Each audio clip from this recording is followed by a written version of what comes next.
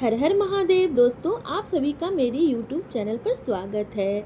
आज मैं आप लोगों को सुनाने जा रही हूँ योगिनी एकादशी की व्रत कथा।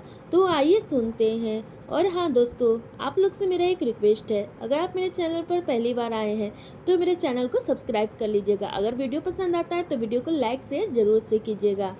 तो आइए वीडियो को शुरू करते हैं। आषाढ़ मास के कृष्ण पक्ष के दिन योगिनी एकादशी व्रत रखा जाता है और इस दिन श्री नारायण भगवान विष्णु की पूजा किया जाता है। और श्री विष्णु का ही एक और नाम है नारायण।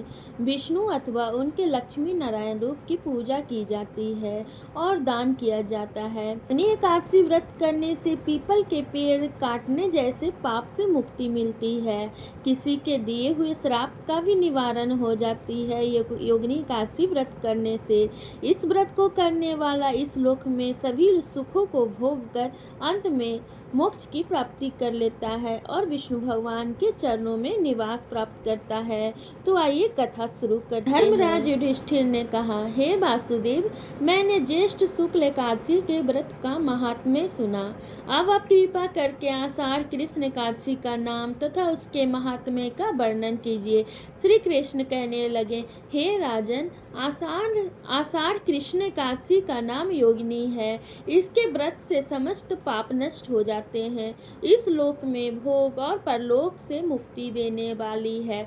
यह तीनों लोकों में प्रसिद्ध है। मैं तुमसे पुराणों में वर्णन की हुई कथा कहता हूँ, सो तुम ध्यान पूर्वक सुनो। स्वर्ग धाम में इंद्र की अलकापुरी नामक नगरी में राजा कुबेर प्रतिदिन शिव जी की पूजा किया करता था। हेम नाम का एक माली पूजन के लिए उसके यहाँ पुष्प लाया करता था। उसकी विशालाक्षी नाम की अत्यंत सुंदर स्त्री थी।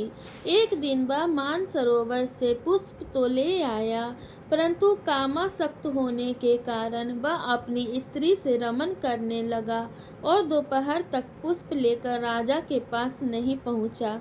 उधर राजा उसकी राह देखता रहा। अंत में उसने सेवकों को आज्ञा दी कि तुम लोग जाकर हेममाली के न आने का कारण का पता लगाओ। सेवकों ने पता लगाकर राजा से कहा, महाराज, माली तो अत्यंत कामी है, अभी तक अपनी स्त्री से रमन कर रहा है। यह सुनकर कुबेर ने क्रोधित होकर उसे बुलाया।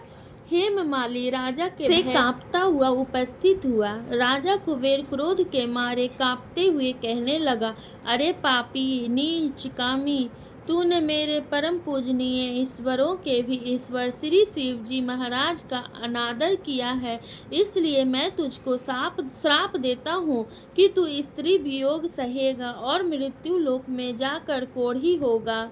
कुबेर के श्राप के प्रभाव से हेममाली उसी क्षण स्वर्ग से पृथ्वी पर गिर गया। भूतल पर आते ही उसे श्वेत कोढ़ निकल आया। उसकी स्त्री भी उसी समय अंतर्ध्यान हो गई। मृत्यु लोक में आकर उसने अनेक दुख भोगे। भयानक जंगल में जाकर बिना अन्न और पानी के भटकते रहा। रात्रि को निद्रा भी नहीं आती थी, परंतु शिव जी की पूजा के प्रभाव से उसको पिछले जन्म की स्मृति का ज्ञान अवश्य रहा।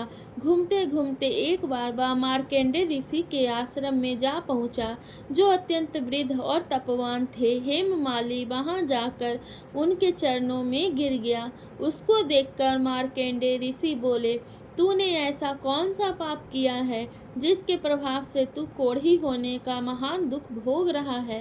हेममाली कहने लगा, मैं राजा कुबेर का सेवक हेममाली हूँ। मैं राजा की पूजा के लिए नित्य प्रति पुष्प लाया करता था। एक दिन मुझे अपनी स्त्री के साथ विहार करते देर हो गई और दोपहर तक पुष्प लेकर नहीं पहुँच सका, तो उन्होंने मुझे श्राप दे दिया कि तुझे स्त्री का वियोग होगा और मृत्यु लोक में जाकर कोढ़ी बनकर दुख भोगेगा। इस श्राप से मैं कोढ़ी होकर अत्यंत दुख भोग रहा हूँ, अतः आप कोई उपाय बताएं जिससे मेरा यह दुख दूर हो जाए। इस पर मार्कंडेय ऋषि बोले, तूने मेरे सम्मुख सत्य वचन कहे हैं, इसलिए मैं तेरे उद्धार के लिए एक व्रत बताता हूँ।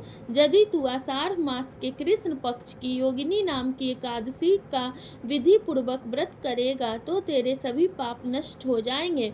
यह सुनकर हेममालिनी ने अत्यंत प्रसन्न होकर मुनि को साष्टांग प्रणाम किया। हेममालिनी ने मुनि के कथनानुसार विधि पूर्वक योगिनी एकादशी का व्रत किया और इसके प्रभाव से अपने पुराने स्वरूप में आकर अपनी स्त्री के साथ आनंद पूर्वक रहने लगा। भगवान श्री कृष्ण बोले, हे राजन, यह योगिनी एकादशी का व्रत 88,000 ब्राह्मणों को भोजन कराने के बराबर फल देता है। इसके व्रत से समस्त पाप दूर हो जाते हैं और अंत में स्वर्ग की प्राप्ति होती है। दोस्तों, आप सभी को यह कथा कैसी लगी, यह बताने के लिए आप लोग कमेंट बॉक्स में जाकर ओम नमः भगवते वासुदेवाय जरूर से लिखिएगा।